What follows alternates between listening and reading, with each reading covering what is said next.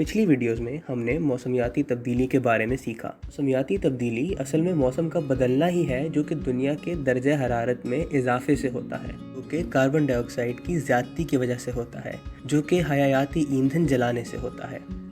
हल तो आसान है, हयाती ईंधन जलाना बंद कर दें। मगर आप सोच रहे होंगे कि भाई हम कैसे जलाना बंद करें? हयाती ईंधन तो क्या सिर्फ बड़ी फैक्ट्रियों और नकलो हमल में इस्तेमाल नहीं होता। मालूम होता है कि आप अकेले ही बहुत कुछ कर सकते हैं। आपके हर इंतखाब की एक कीमत होती है, लेकिन ये कीमत पैसों की नहीं, कार्बन की है। और ये इसलिए कि हर शय की तश्कील के पीछे कई अमाल होते हैं जो ज़्यादातर हमें दिखाई ही नहीं देते। मिसाल के तौर पर गाय का गोश्त लीजिए। एक गाय को बड़ा करने में काफ़ी वसाइल इस्तेमाल होते हैं। इनकी पैदाइश से लेके ज़िबा करने तक इन्हें खाना, पानी और ज़मीन चाहिए होती है। इन्हें हिलाने के लिए बड़ी गाड़ियाँ चाहिए होती हैं। और फिर गाय भैंसों का एक और मसला है, ये अपने मुंह और पेट से एक गैस निकालती हैं जिसे मीथेन कहा जाता है।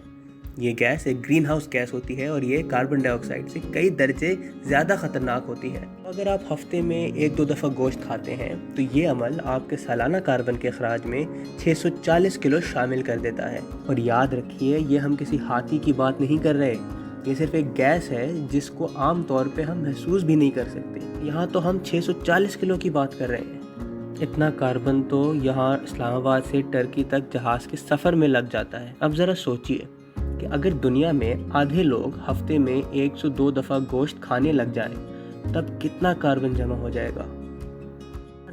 ये बात सिर्फ अशिया तक महदूद नहीं है। आपके अमाल से कार्बन के अखराज पे बहुत फ़र्क पड़ता है।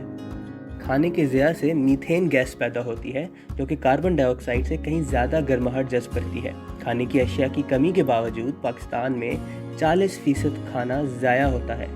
सब्ज़ी मंडी से या होटल वगैरह से ज़ाया हो सकता है, लेकिन मुमकिन है कि ये ज़िया आपके घर में पाया जाए। इस तरह नकलो हमल का भी अखराज पे असर होता है। इस बात से फ़र्क पड़ता है कि आप गैस, पेट्रोल या डीजल की गाड़ी इस्तेमाल करते हैं। उम्मीद तो ये है कि बिजली से चलने वाली गाड़ियाँ हमें जल्द मैसर हो जाएंगी। और हाँ, बिजली या फिर मुतबादला तवानाई का बिजली का इस्तेमाल भी आपके कार्बन के अखराज से ताल्लुक़ रखता है। तो कमरे से बाहर जाते हुए लाइट्स बंद करना अच्छी आदत तो बिल्कुल है, मगर इससे भी बेहतर आदत यह है कि एसी का इस्तेमाल कम से कम रखा जाए। आपके कपड़े, आपकी किताबें, आपकी ज़ाती चीज़ें, आपके ख़ानदान में लोगों की तादाद, तमाम चीज़ों की एक कार्बन की कीमत है। मगर फ़िक्र ना कीजिए, हर मसले का एक हल होता है। जब किसी को अपने कार्बन के अखराज को कम करना हो, वो ऐसे इक़दाम उठाते हैं जिससे हवाई कार्बन डाइऑक्साइड में कमी आए। सबसे आम मिसाल दरख्त लगाने की है, लेकिन आपको ये मालूम होना ज़रूरी है कि दरख्तों को हवाई कार्बन डाइऑक्साइड जज्ब करने के लिए एक ख़ास उम्र तक पहुँचना ज़रूरी होता है, और इस तक पहुँचते हुए कई साल गुजर जाते हैं। हमारे पास इतनी गुंजाइश नहीं है कि हम कई साल गुजार दें मौसमियाती तब्दीली को हल करने में। तो फिर दरख्त लगाने से बेहतर क्या चीज़ है? मौजूदा दरख्त की हिफाजत करना। इक़दाम उठाने के और भी बहुत तरीक़े हैं। खाने के ज़िया को खुले कूड़ेदान में फेंकने से मीथेन पैदा होती है। इसके बजाय इसे कंपोस्ट कीजिए। कंपोस्टिंग पर हमने एक वीडियो भी बनाई हुई है। गोश्त के बजाय सब्जियां खाएं, यह आपके लिए भी बेहतर है और माहौल के लिए भी। किताबें और कागज़ बार बार ख़रीदने के बजाय डिजिटल वसाइल का इस्तेमाल करें।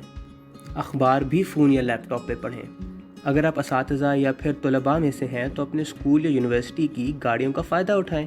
अपने घरों में ज़िंदगी भर मुफ्त बिजली के लिए सोलर पैनल लगवाएं। नकलो हमल के अखराज को कम करने के लिए पाकिस्तान में बनी हुई अशिया को तरजीह दें।